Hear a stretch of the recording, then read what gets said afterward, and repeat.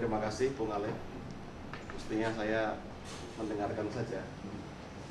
Anggap saja ini sebagai momen pertobatan. Kalau kata Uda Ferry ini, supaya ada sedikit yang cerah dari kegelapan yang ada. Saya tidak banyak dari sekian fenomena yang kita lihat sekarang ini. Saya rasa dari sisi ekonomi, saya melihat ada beberapa problem yang perlu dicermati.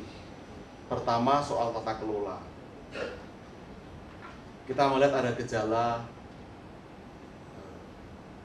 satu sisi kepercayaan diri yang terlampau tinggi, bahwa semua hal bisa dikerjakan dalam sekejap dan dengan mudah.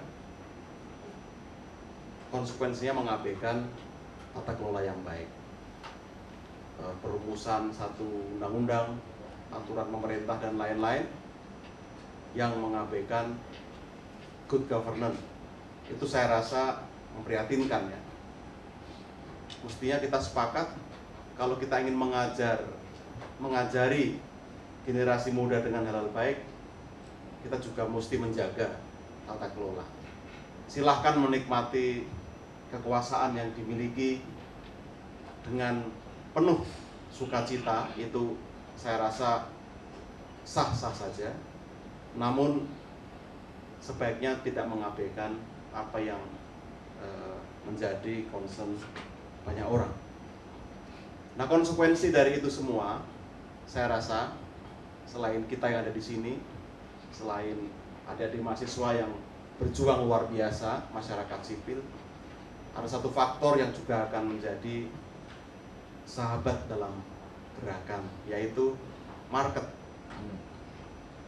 Market ini nggak kelihatan orangnya, tapi dia bekerja dengan cara berpikir, dengan cara berhitung, dengan intuisi yang sudah kita akui, kita ketahui, banyak terjadi di banyak peristiwa besar, pengaruhnya luar biasa. Ini yang tidak bisa diabaikan. Dan market yang seharusnya tidak bisa dikontrol dengan mudah.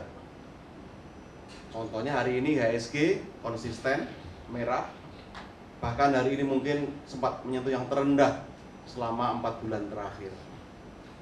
Rupiah juga istiqomah di 16.400-an, yang saya rasa juga cukup mengkhawatirkan bagi banyak pelaku bisnis. Dan berbagai kejadian hari-hari ini mengkonfirmasi kekhawatiran kita. Kalau persepsi pasar negatif, jangan lalu dilihat konspiratif, tapi mesti sebagai alarm bagi pemerintah, bagi yang berkuasa, untuk tidak mengabaikan bahwa di luar itu ada variabel-variabel yang perlu dipikirkan. Kenapa kita perlu berhitung? Karena kalau memburuk, yang dirugikan pertama pasti rakyat, yang akan membeli barang-barang dengan lebih mahal, akan kesulitan mengakses kebutuhan pokok dan sebagainya. Jadi saya hanya ingin menggarisbawahi, logika akuntansi jangan menjadi panglima dalam mengurus negara ini, tapi kita mesti juga kembali pada mandat konstitusi. Logika akuntansi tidak boleh mengebawahkan amanat konstitusi. Mungkin akan menjadi rumit, kompleks, dan ribet kalau kita berdiskursus. Tapi itulah esensi demokrasi. Jangan semua ngambil jalan pintas hanya karena merasa memegang kekuasaan secara bulat, secara penuh. Jadi saya rasa itu yang perlu kita garisbawahi. Dan terakhir, terkait dengan yang rame-rame sekarang ini, saya juga prihatin APBN yang mestinya adalah uang pajak, uang rakyat, kenapa sekarang bergeser seolah-olah ada yang punya selain rakyat. Kita sebagai pembayar pajak mestinya punya hak untuk mengetahui dan bertanya yang kita bayarkan itu menjadi apa dan akan digunakan untuk membiayai apa. Tidak boleh kita memberikan cek kosong sebenarnya.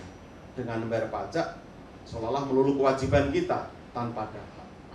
Nah, saya ingin mengajak dengan heboh-heboh pajak beberapa waktu belakangan ini juga kesempatan baik untuk menumbuhkan kesadaran publik. Kita bayar pajak, kita punya hak untuk menuntut layanan publik yang baik. Kita bayar pajak, kita punya hak meminta akuntabilitas dari setiap keputusan dan kebijakan pemerintah. Kita bayar pajak, kita mesti juga punya hak sipil, hak politik untuk ikut campur dan terlibat dalam penggunaan dan pengelolaan APBN kita.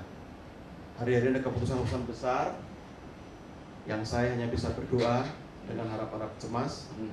Mudah-mudahan bangsa ini terus dijaga oleh Tuhan dan dijauhkan dari mara bahaya. Mudah-mudahan apa yang kita sebut gelap itu dapat segera tersapu oleh cahaya-cahaya yang juga membawa kebenaran dan demi kebaikan bersama. Terima kasih, selamat berjuang untuk mahasiswa.